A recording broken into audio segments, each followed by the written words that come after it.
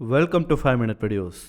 Urban legend and folktale சம்பந்தமான இந்த வீடியோவில் நாம பார்க்க போகிறது நார்த் அமெரிக்காவில், அதுவும் குறிப்பாக கனடாவோட ஒரு குறிப்பிட்ட நேட்டிவ் அமெரிக்கன் ட்ரைபோட கதைகளில் சொல்லப்படுற வெஷுகேன்ற ஒரு மான்ஸ்டரை பற்றி தான் இப்போ நம்ம பார்க்க போகிறோம். வாங்க வீடியோக்குள்ளே போகலாம்.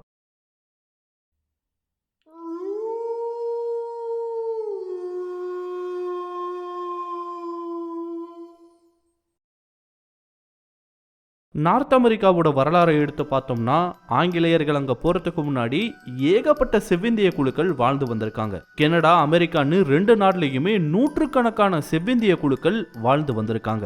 அப்படி கனடாவோட மேற்கு பகுதியிலையும் வடக்கு பகுதியிலையும் அத்தபாஷ்கன்ன்ற ஒரு மொழியை பேசக்கூடிய மக்கள் வாழ்ந்து வந்திருக்காங்க.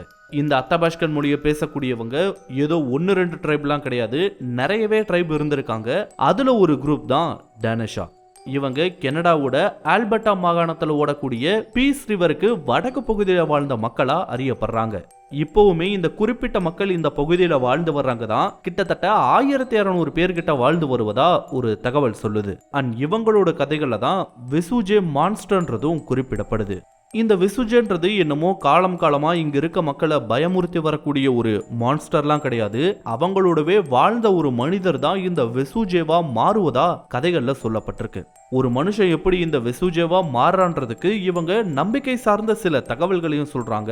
அதை பத்தி தெரிஞ்சுக்கிட்டாதான் இந்த வெசுஜே எப்படி உருவாகுதுன்னு நமக்கு தெரிய வரும்.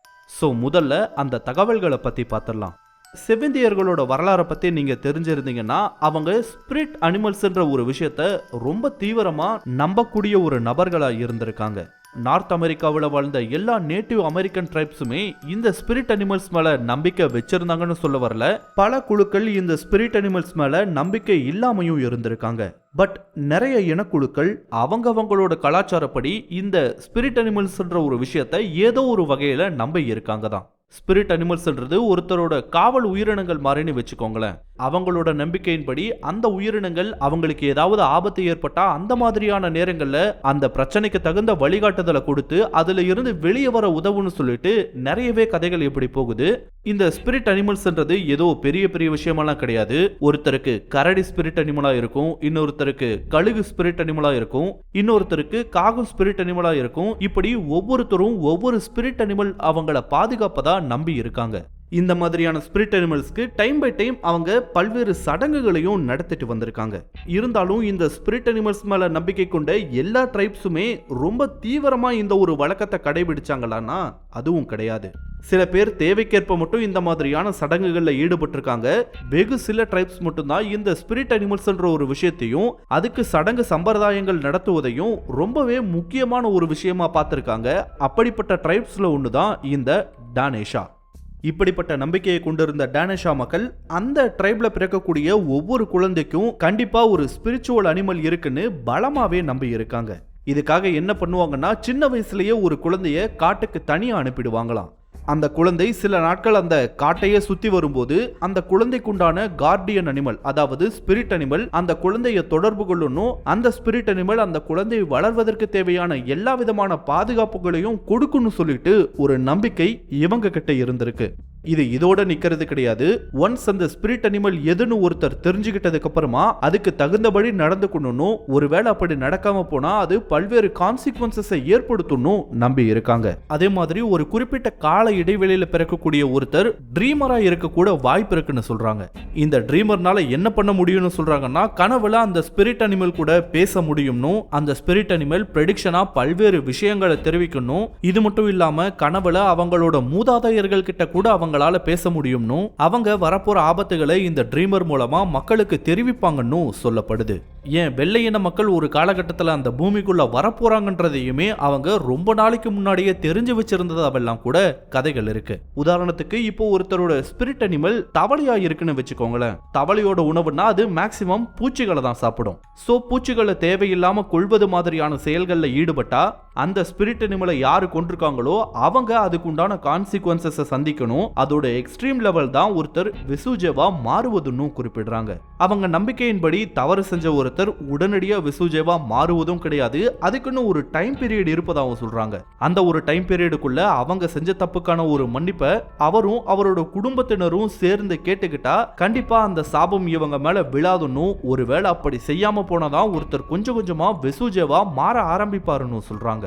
அதோட முதல் கட்டம் எந்த மாதிரி இருக்குன்னு சொல்றாங்கன்னா, ஒருத்தரோட ஸ்பிரிச்சுவல் அனிமல் எப்படியெல்லாம் நடந்துக்குமோ, அதாவது குரங்குனா மரத்துக்கு மரம் தாவும், நரினா ஊளையிடுன்ற மாதிரியான சில விஷயங்கள் எல்லாம் செய்யும் இல்லையா, அதே மாதிரி அந்த ஸ்பிரிட் அனிமலை கொண்டிருக்க நபரும் நடந்துக்க ஆரம்பிப்பாராம். அடுத்த கட்டமா என்ன ஆகும்னா, அவரோட 2 உதடுகளையும் அவரே கடிச்சுக்க ஆரம்பிப்பாராம். இந்த ஒரு நிலை வரைக்குமே ஒருத்தரை வெசுஜேவா மாறாம காப்பாற்ற முடியும்னு சொல்றாங்க. ஒரு கட்டத்துல அந்த 2 உதடுகளோட சதை பகுதிகளும் மொத்தமா கடிக்கப்பட்டு வெறும் பற்கள் மட்டும் வெளியே தெரியக்கூடிய ஒரு நிலை வரும்னு, அப்படி வந்துட்டா அவங்க வெசுஜேவா மாறிடுவாங்கன்னு சொல்றாங்க. இப்படி வெசுஜேவா மாறினவங்க இறந்து போறது கிடையாது, வாழ்வுக்கும் சாவுக்கும் இடைப்பட்ட ஒரு கட்டத்துல அவங்க மாட்டிக்கிட்டு ஒரு மான்ஸ்டராவே மாறிடுவாங்கன்னு. அப்படி மான்ஸ்டரா மாறினாங்கன்னா அவங்க கொஞ்ச நாள்லயே மனிதர்களை வேட்டையாட ஆரம்பிச்சிருவாங்கன்னு சொல்றாங்க. அப்படி வேட்டையாடப்படுற நபர் அவரோட குடும்ப நபரா கூட இருந்தாலும் அவங்களுக்கு தெரியாதுன்னு கதைகள் சொல்லப்படுது. இப்படி வெசுஜே மான்ஸ்டரா மாறின ஒரு நபரை எந்த ஒரு பிசிக்கல் அட்டாக்கும் ஒண்ணுமே பண்ணாதுன்னு சொல்றாங்க. அந்த மான்ஸ்டரை கத்தியால குத்துனாலும் சரி, ஒரு பெரிய கோடாரியை எடுத்து வெட்டினாலும் சரி, அதுக்கு எந்த விதமான பாதிப்பும் ஏற்படாதான். அப்போ இந்த வெசுஜே மான்ஸ்டரை அழிக்கவே முடியாதான்னு கேட்டா அதுக்கும் வழி இருக்கு.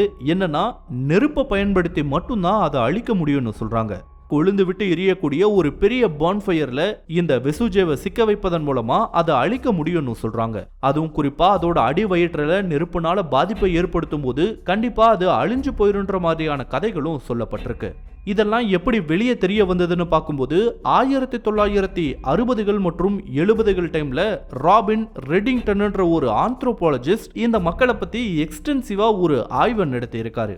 அத்தபாஷ்கன் மொழி பேசக்கூடிய மக்களோட கல்ச்சர் என்ன, அதுல எத்தனை ட்ரைப் இருக்கு, அவங்க என்னென்ன மாதிரியான நம்பிக்கைகள் எல்லாம் கொண்டிருக்காங்க, அவங்களோட நம்பிக்கையின்படி சொல்லப்பட்டிருக்க கதைகள் என்னன்றத பத்தி எல்லாம் அவரு ஆராய ஆரம்பிக்கிறாரு. அப்போதான் இந்த வெசுஜேன்ற ஒரு மான்ஸ்டர் பத்தியும் அவருக்கு தெரிய வருது.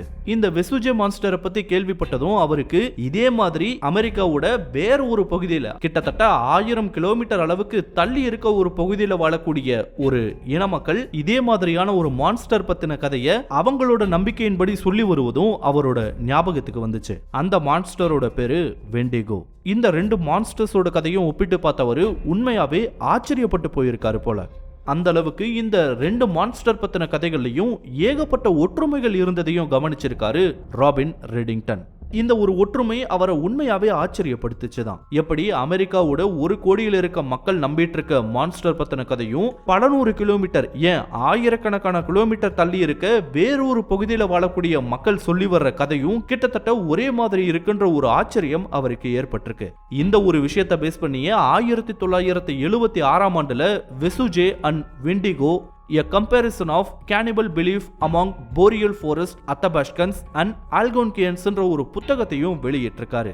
ஆக்சுவலா அந்த புத்தகத்துல தான் இப்போ நாம பார்த்த பல்வேறு தகவல்களும் இடம் பிடிச்சிருக்கு. இது மட்டும் இல்லாம 2019ல நார்த் அமெரிக்காவில் வாழ்ந்த பல்வேறு பழங்குடியின மக்களால நம்பப்பட்டு வந்த பல்வேறு மான்ஸ்டர்ஸ் பத்தியும் ஒரு புக் வெளியாகி இருக்குதான். அதுலயும் இந்த வெசுஜே பத்தியும் வெண்டிகோ பத்தின கதைகளும் இடம் பிடிச்சிருக்கு.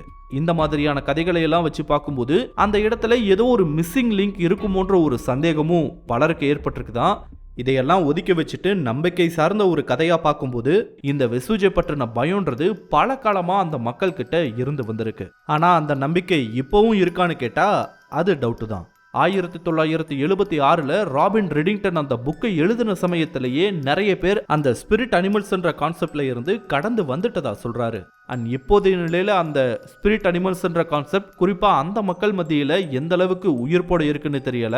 ஆனா சமீப ஆண்டுகள்ல அந்த மாதிரியான நிகழ்வுகள் நடந்தது பத்தின கதைகள் எதையுமே எந்த ஒரு ஆர்டிக்கல்லையும் பார்க்க முடியல.